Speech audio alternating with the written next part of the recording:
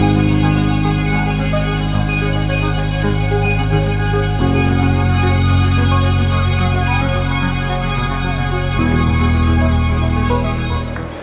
président de PASTEF, président de la coalition Sonko, président de la coalition Jotna, disons, est depuis 5 ans l'homme politique le plus insulté, le plus épié, le plus surveillé. Il est le plus détesté, disons, par le pouvoir politique au Sénégal. Cela, il ne le doit qu'au simple fait d'un investissement sans cesse qu'il fait pour informer le peuple en vrai et lui dire: vous voulez faire des choix, je vous donne la possibilité de faire des choix en bonne et intelligible connaissance de cause. Et c'est dans ce travail-ci également qu'il a pu parler, après 8 mois d'enquête, d'une histoire de 94 milliards que une bande organisée a voulu prendre à l'État, qui a voulu se faire de l'argent sans coup férir, qui a voulu se faire de l'argent sans suer. Ils ont voulu se faire de l'argent sur le dos de l'État et de la famille Ndoye. Ousmane Sonko a saisi l'OFNAC, a saisi l'IGE, a saisi le procureur qui, 1 an et 4 mois après, il a saisi le doyen des juges d'instruction pour dire: venez regarder, il y a une présomption de détournement de deniers publics, il y a une présomption de concussion, il y a une présomption de faux et d'usage de faux. Nous avons des informations, appelez-nous qu'on vous donne les informations pour établir définitivement la vérité sur ces faits. Et jusque-là, 2 ans aujourd'hui, sur cette histoire de 94 milliards, les gens en parlent, de faux avocats, des trompeurs de la République sont partout en train de plaider une cause et n'osent pas aller devant le juge. Ça, je le dis de manière péremptoire. Nous leur disons: allons-y devant le juge, parce que PASTEF ne plaidera pas devant la presse, PASTEF ne plaidera pas devant l'Assemblée nationale, PASTEF par Ousmane Sonko et par la coalition ne plaidera que devant le juge, seule autorité reconnue de cette République à arbitrer un litige, à arbitrer un contentieux. Mais au Sénégal aussi, il faut le reconnaître, nous avons un pouvoir, des gens que le peuple a élus et qui ont décidé d'être éternellement les traîtres contre le peuple. Ils ont décidé de s'inscrire définitivement dans la voie de poignarder le peuple pour ne jamais, jamais, jamais se prononcer dans ce qui intéressait le peuple, pour ne jamais établir la vérité sur des faits qui intéressaient le peuple. Et ils ont décidé d'ouvrir une commission d'enquête parlementaire sur cette affaire de 94 milliards pour blanchir un des leurs, salir un citoyen honnête, en oubliant que 108 milliards ont disparu dans la poste, 500 millions ont disparu du COUD, 9,7 milliards avec le navire Olinda, 400 millions ont disparu de l'IPRES, 35 milliards avec le titre foncier Bertin, 5 milliards si on parle à minima du dossier ArcelorMittal, alors qu'il s'agissait de 250 milliards que l'État du Sénégal devait gagner. Ce pouvoir de prédateur n'a pris que 75 milliards, en nous faisant, même dans cette histoire de 75 milliards, en nous faisant perdre 5 milliards. L'affaire Sécuriport, les 12 milliards de Birk Togo, le rapport de l'ARMP avec ce qui s'est passé à Laser, les 29 milliards du Prodac, les 7 milliards du Fonds taïwanais, le président de la République qui refuse, malgré avoir été élu, de faire sa déclaration de patrimoine. Qu'est-ce qu'il cache aux Sénégalais de sa richesse immense? Qu'est-ce qu'il cache aux Sénégalais de sa richesse extrêmement immense? Et je disais donc, tout cela est passé par là. Ces députés du peuple ne sont pas intéressés par ça. Ils veulent blanchir un des leurs. Et c'est alors donc qu'ils ont mis en place une commission d'enquête parlementaire pour établir une vérité. Dans cette commission d'enquête parlementaire, il n'y a que les membres de l'APR et ceux de Benno Bokk Yakaar. Mais quelle vérité ils vont établir? Quelle vérité? Ils ne sortiront pas de la vérité. Ils veulent être joueurs de foot, arbitres, ramasseurs de balles, supporters et même vendeurs dans le stade, ce ne sera pas un match. Ousmane Sonko ne plaidera pas devant cette Assemblée nationale-ci. Il ne plaidera que devant le juge. Alors, nous voulons dire ici, Ousmane Sonko veut un procès en bonne et due forme. PASTEF veut un procès en bonne et due forme. La coalition veut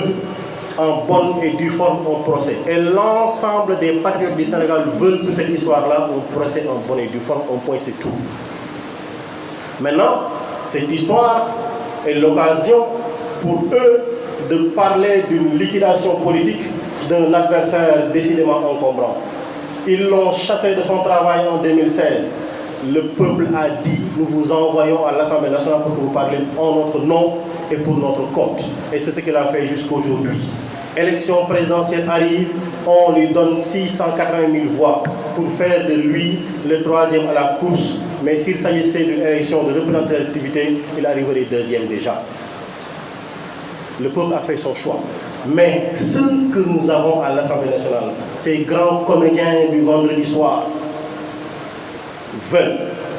enlever cette responsabilité que le peuple a décidé de confier à Ousmane Sonko pour dire une histoire d'enlever son mandat, un reproche présumé de dénonciation calomnieuse, diffusion de fausses nouvelles, et plus tard peut-être même activer la personne citée dans l'histoire des 94 milliards pour une histoire de diffamation. Et qu'est-ce qu'il recherche dans cela? On le saura demain. Demain, vendredi 11, jour de vérité. Parce qu'il pense à une mise à mort de l'homme politique le plus valeureux du Sénégal. Alors, ça ne marchera pas. Ça ne marchera pas parce qu'il pense, dans cette histoire du vendredi 11, au-delà de la liquidation de cette danse des vampires autour du responsable Ousmane Sonko, il pense aussi à faire leurs affaires à travers les 3 commissions parlementaires qui sont créées pendant que le peuple est en train de crier famine, pendant que le peuple est en train de crier fatigue, pendant que les emplois sont en train d'être perdus, des entreprises sont en train d'être fermées. Il crée des commissions, il crée 3 commissions qui vont encore prendre de notre budget pour mettre de l'argent entre les mains de quelques politiciens qui le soir se mettront encore à insulter les responsables politiques. Voilà ce qu'il prévoit de faire le vendredi. Et pendant ce temps, il pense nous faire oublier notre fameuse histoire de pétrole. Pendant ce temps,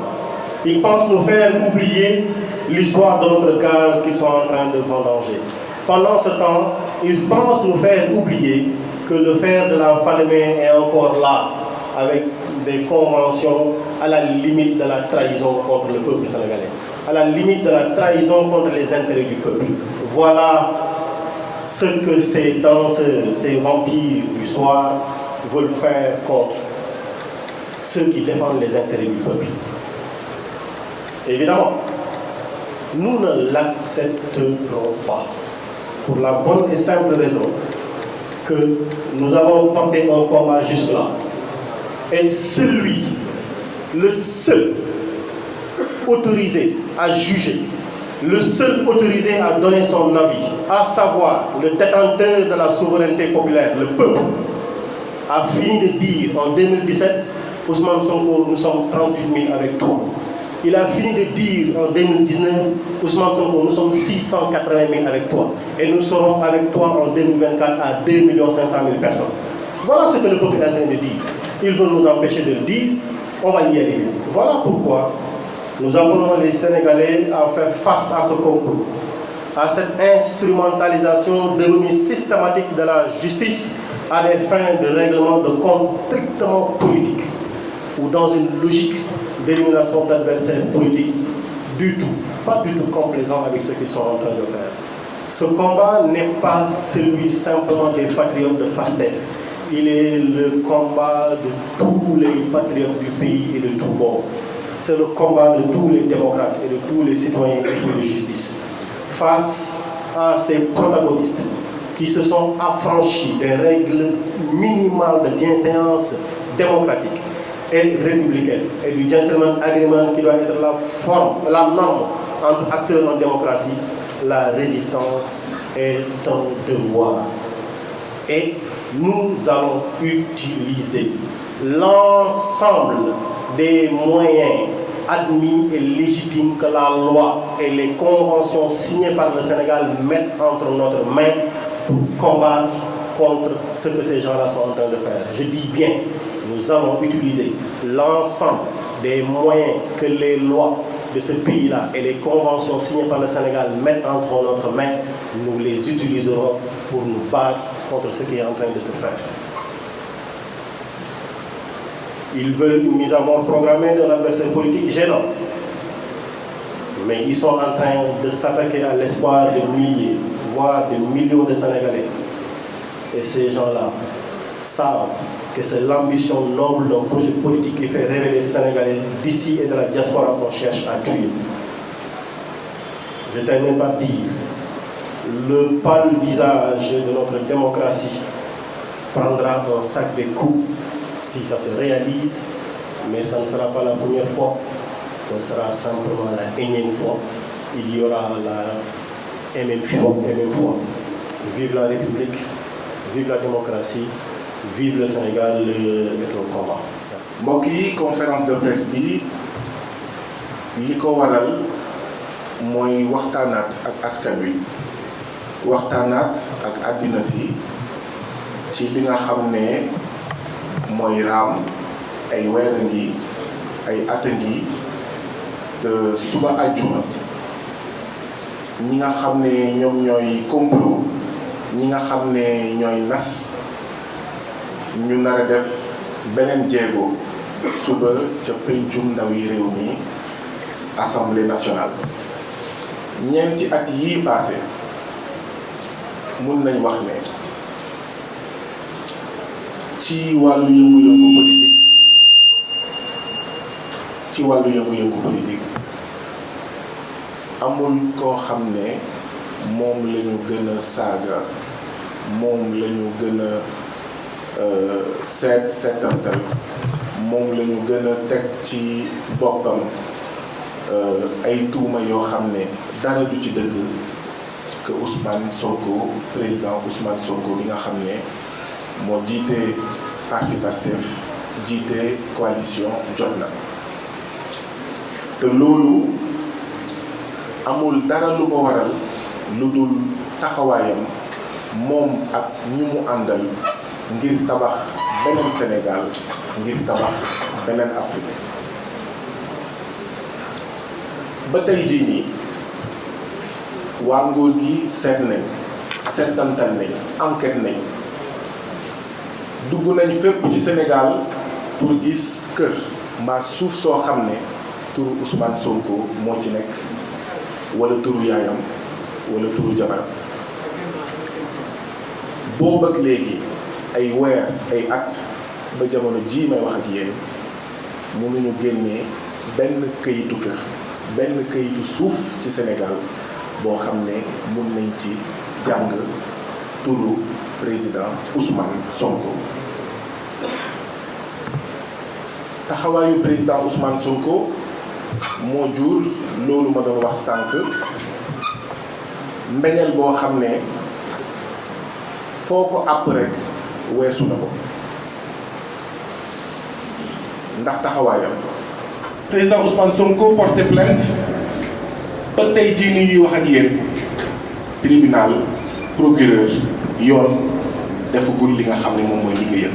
lu dul OFNAC moo dajeek moom benn yoon ginnaaw ndaje boobu amul dara li nga xam ne moo tukki ci benn bi ñeneen ñëpp depuis mai 2018 depuis août 2019 fu mu nekk ni ñu ngi ci octobre 2019 ñeneen ñëpp ñoom itam dafa mel ni li nga président Macky Sall maanaam muy nelaw di nelaw rek dafa mel ni ñoom itam loolu moo leen xuri ñu ngi nelaw rek di nelaw rek article 48 bu assemblée nationale dafa wax ne bu yoon waree def liggéeyam assemblée nationale bu yoon nag bëggee daal ñëppay ñàkk waaw noonu laa ko mën dënkee bu yoon bëggee bu yoon defee liggéeyam ñëppay ñàkk ñëppay taxaw même assemblée nationale. kon lii moo leen di wan lan moo tax yoon deful liggéeyam ñu fësal jëmmal jiital assemblée nationale. assemblée nationale nag ay weer a ngi mu ngi def ay théâtre. février 2019 ci digg campagne électorale présidentielle ci la assemblée nationale taxawal commission d'enquête parlementaire 2012 ak léegi gisuñu benn commission d'enquête parlementaire et pourtant coow li bëri na scandale yi bëri na luuba yi bëri na IGE bind na OFNAC bind na IGE tuumal na OFNAC tiiñal du ngeen gis benn musul am benn commission d'enquête parlementaire Mamour Mbaye Niang 29 milliards amul commission d'enquête parlementaire Oumar Anne nee na kilo ñebbe 4500 amul commission d'enquête parlementaire coowal pétrole bi amul commission d'enquête parlementaire ak ñoom seen ñu jàpp nag ne li nga xam ne moom la waa APR Benno Bokk Yaakaar ak président Macky Sall bëgg mooy fajal seen bopp. or ci wàllu yoon dañoo nekk ci république kenn amul sañ-sañ fajal boppam lan moo tax ñu ne fajal sa bopp mooy Ousmane Sonko jiite Pastef jiite coalition Jotna tuumal ki nga xam ne mooy Mamour Diallo bokk APR ñu ne commission d'enquête parlementaire moo leen di àtte commission d'enquête parlementaire boo xam ne biñ koy taxawal benn membre opposition nanguwul bokk ci waa APR rek ñoo ci bokk ak waa Benno Bokk Yaakaar loolu mooy fajal sa bopp maanaam ñu bëgg a àtte doomu Pastef doomu coalition Jotna ak ki nga xam ne mu ngi bokk APR ñu ne waa APR kaay leen àtte maanaam assemblée nationale maanaam commission d'enquête parlementaire kon li ñu bëgg mooy fajal seen bopp bëgguñu dem ci yoon bëgguñu dem tribunal ñu ne loolu nag mënuñu ko nangu tey mënuñu ko nangu ëllëg.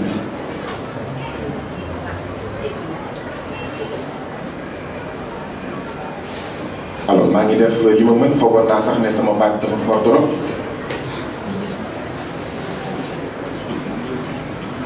donc dañoo bëgg a fajal seen bopp loolu laa doon wane sànq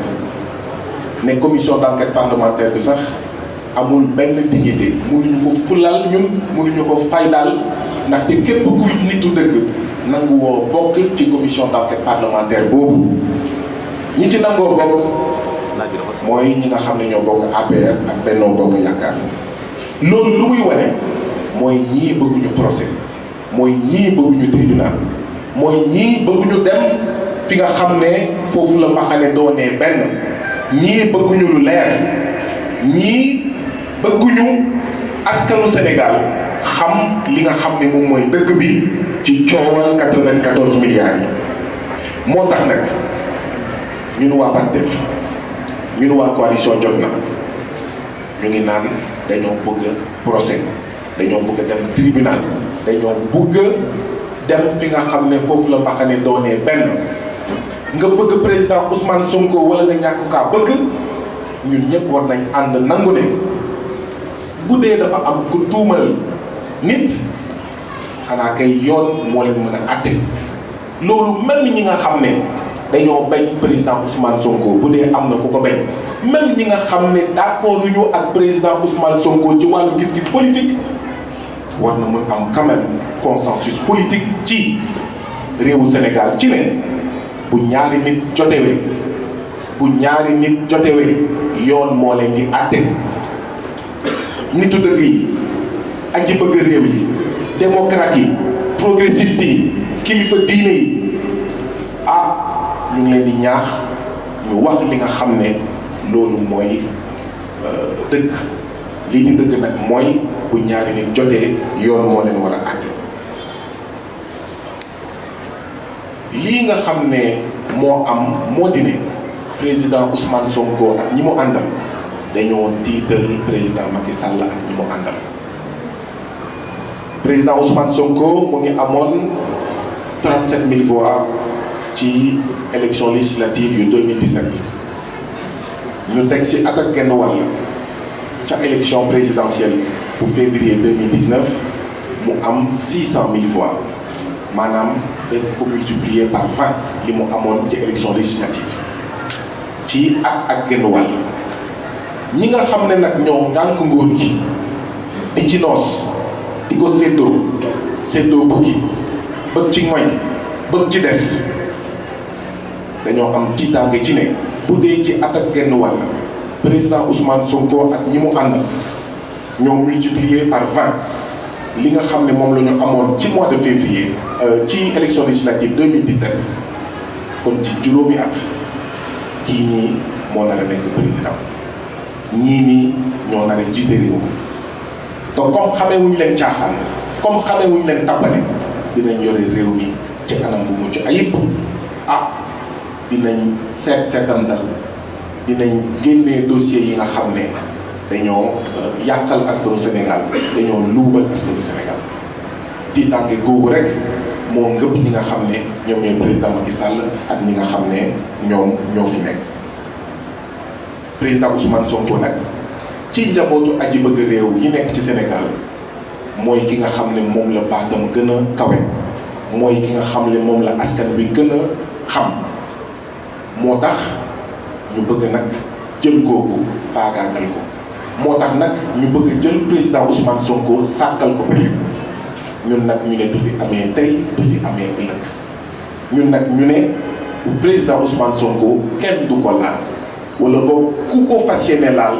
ci suñuy yaram ci suñuy néew nga dara dox. may laaj askanu Sénégal ñuy laaj askanu àddina si sépp ndax yow yaa def war na mën a tax ñu ne nit dañ ko tëj ñu ne nit dinañ ko xañ mandat député woon ñu ne nit dinañ fexe ba du mu nekk candidat élection présidentielle yii di ñëw waaw ndaxte ñun dañoo gëm ne plan wu président Macky Sall ak ñi mu àndal bokk na ci Mamour Diallo porté plainte pour diffamation waaw ñu ne président Ousmane Sonko li mu wax du dëgg Mamour Diallo na porté plainte Mamour Diallo nag am na jafe-jafe pour porter plainte ndaxte bu porté plainte yoon def liggéeyam tribunal def liggéeyam président Ousmane Sonko nag dem ci tribunal dem ci kanamu yoon génnee ay firnde woon ndaxte nag ñun ñoo ne président Ousmane Sonko li nga yor na nga ko denc na nga ko nëbb ba keroog ngay dem ci kanamu yoon. benn ñun yaa xam te ne Mamour Diallo porté plainte waaye Mamour Diallo ak pression yi muy subir yëpp ñu naan ko portel plainte waa APR président naan ko Mamour portel Mamour bëggul portel ndaxte Mamour xam na li mu def moom ak ñi mu àndal Mamour xam na li mu def waaye ñun dañoo bëgg mu porter plainte ay Mamour porter ñaareel bi muy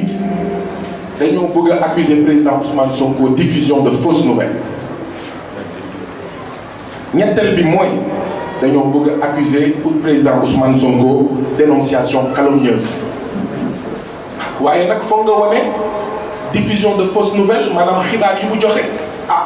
naka la nekkee ay xibaar yoo xam ne du dëgg te loolu foog nga dem ci yoon boo bëggee wax dénonciation maanaam calomnieuse maanaam da nga tiiñal doomu aadama ci loo xam ne du dëgg foog nga dem ci kanamu yoon itam génne li nga xam ne mooy preuve yi ñu njort ne itam li ñu bëgg a toppee président Ousmane Sonko bu ñu toogee seetaan ne tekk ne meng mooy atteinte à la sûreté de l'État loolu bokk na ci li tax Pastef ak président bëgguñu xeer naaw loolu moo tax ndaxte xam nañ ne bu fi xeer naawee bu fi bal tàkkee fekk ne président Ousmane Sonko waxoon na ñëpp génn leen for leen xeer yi jël leen chaîne vélo yi lu fi am dinañ sax complot fay ay doomu aadama ñu génn taal ay pëna fay ay doomu aadama ñu dem fekk député yi dóor leen balaay suba ñu fay ay doomu aadama ñu def naka sudul noonu ñu jiñ ko président Ousmane Sonko ne ko atteinte à la sûreté de l'État. juróomeel bi mooy bokk na ci li ñu namm mooy li ñu defoon président Khalifa Sall mooy nangu yére député bi. juróom-benneel bi mooy recel de documents administratifs ñii naan na ko génnee nañu wax Mamoun mu porté plainte nañu dem tribunal ndaxte assemblée nationale du moom mooy àtte du ci télé la ñuy àtte du ci conférence de presse la ñuy àtte dañuy dem fa mbax na doonee benn loolu nag la ñu njort ne moom la waa APR ak waa Benno Bokk Yaakaar di nas ngir fexeel président Ousmane Sonko lim naa fi juróom-benn yi dinañ si def benn wala ñu boole yépp ñu koy tegle benn par benn ba keroog ñu naan xëy na sax buñ ko jéemee tëj mu métti ci ñoom ñu ne waa léegi ku ñu dàq assemblée nationale ba pare dàq ko ci fonction publique yow mënatoo nekk candidat élection présidentielle moo tax ngeen dégg seen mbokk Benno Bokk Yaakaar bi naan waaw léegi dinañ xool yoon boo xam ne atte boo xam ne dinañ ko voté assemblée nationale ngir fexe ba ki nga xam ne dàq nañ ko fonction publique ak dàq nañ ko assemblée nationale dootoo mën a nekk d'accord candidat élection présidentielle. lii la ñu wax ne duñ ko seetaan lii la ñu wax ne du fi amee lii la ñu wax ne dinañ ko wax askanu Sénégal wax ko opinion publique internationale ngir nit yi xam ne ñu ngi nas ñu ngi complot ay weer ngi ay at a ngi te gëmuñu ne ñii dinañ ñëw ba toll fii te xëy na ñu dellu ginnaaw pour ñun seen plan bi dinañ ko wëyal ba Ousmane Sonko bésu élection présidentielle mu fekk ko kaso wala bésu élection présidentielle ñu ne ko mënoo nekk candidat ni ñu def président Khalifa Sall ni ñu def président Karim Wade moo tax nag ñu ne askanu Sénégal rawatina jigéen yi rawatina ndaw yi ñoo war a toog benn seetaan loolu seetaan nañ ba ñu def ko président Karim Wade seetaan nañ ba ñu def ko Khalifa Sall wala ñu toog seetaan ba ñu def ko président Ousmane Sonko ndaxte fi mu nekk nii bu dee mën nañ ko def Ousmane Sonko mi nekk député mi am baat ak tur ci Sénégal ci Afrique ak ci àddina si yëpp kon ça veut dire que citoyen lambda ki nga xam ne kenn xamu ko ki nga xam ne loxoom jotul digg ginnaawam ki nga xam ne nekkul député ki nga xam ne presse bi xamu ko kon kooku mu ngi dee ci biir dëkkam mu ngi dee ci biir département am kon ça veut dire que kooku lu raw lu ñuy def président Ousmane Sonko dinañ ko def donc foog askanu Sénégal xam ne danger bi mu ngi ci moom bu ñu nanguwee kenn ku mel ni Ousmane Sonko ñu def ko li nga xam ne jaaduwul dëppoowul ak yoon ñun ñëpp suñu bakkan mu ngi ci xottu gerte loolu mooy li nar a am àjjuma suba bu ñu toogee seetaan bu ñu nee tekk ne meng waaye suba itam li nar a am bokk na ci yokk pàccoo bi yokk seddoo bukki bi bii président Macky Sall bii président assemblée nationale bii président HCCT bii sama rakk Aliou Sall bii sama rakk sama goro Mansour Faye ndaxte suba itam te assemblée nationale bokk na ci li ñu nar a def yokk limu commission yi or bu ñu yokkee limu commission yi dafa nar a yokk xaalis bi nga xam ne askanu Sénégal da koy dugal ci politiciens yi da koy dugal ci li ñuy woowee train de vie de l'État ndaxte bu ñu créé commission bu nekk dina am budget waaye itam bu ñu créé commission bu nekk dina am président te président bu nekk yaa ngi am salaire privilège avantage de ministre yaa ngi amoon benn oto dinañ la jox ñaareelu oto ñu jox la 1000 litres d'essence ak ñoom seen ñu jàpp ni loolu nag dafa ñaaw ci jamono ji nga xam ne béykat bi amul machine yu njiikaay yu doy amul jiw yu doy ci jamono yi nga xam ne kaaraanga bi doyul ci jamono yi nga xam ne jigéen ñi amuñu sage-femme ak pédiatre yu doy ak gynécologue yu doy ci jamono ji nga xam ne suñu policiers yi suñu takk der yi militaires yi ak ñoom seen payoor yi néew na te seen jumtuwaay néew na seen lim néew na ci ci jamono yi nga xam ne juge yi sax dañoo manqué ndaxte ñoom ñoo wax ne li ñu manqué ci juge fii ci Sénégal toll na ci juróom-benn téeméer jamono ji nga xam ne ndaw yi am nañ jafe-jafe am fu ñu jàngee nee nañ am na lu ëpp juróom-benn junni abri provisoire jamono ji nga xam ne depuis 2014 gouvernement bi mu ngi signé ay accords réalistes et réalisables ak enseignants yi ak waa Kër Docteur le président Macky Sall defu ci dara defu ci tus ñu jàpp nag ne réew moo xam ne yaa ngi bokk ci ndaare yi yaa ngi bokk ci réew yi gën a ndóol ci àddina war nga tal leneen lu dul yokkal say politiciens yi nga xam ne tàccu saaga teesante xasante loolu dong lañ fi nekkee ndaxte assemblée nationale gii defu fi liggéey boo xam ne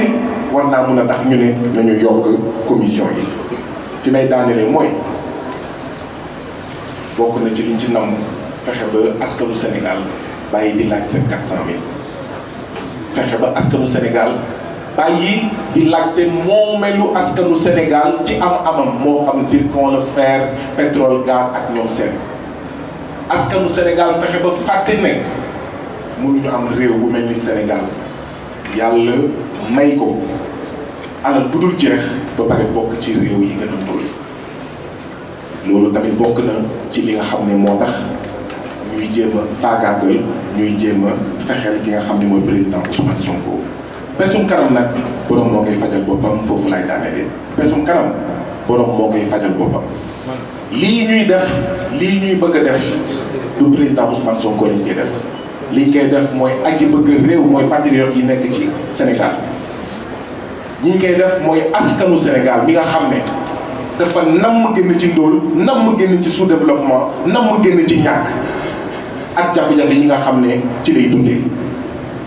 lii ñuy def buñ ko toogee seetaan mënuñu toog seetaan ñuy sàcc suñu tey di sàcc suñu ëllëg mënuñu toog seetaan ñuy sàcc suñu tey ak suñu ëllëgu doom ak i sët donc li ñuy wax askanu Sénégal jigéen ak ndaw mag ak góor mooy ngembu leen pare ngir bëri ak ñi nga xam ne dañoo bëgg a sàcc suñu tey sàcc suñu ëllëg jaarale ko ci fexeel ak faagaagal président Ousmane Sonko maa ngi leen di gërëm di leen sant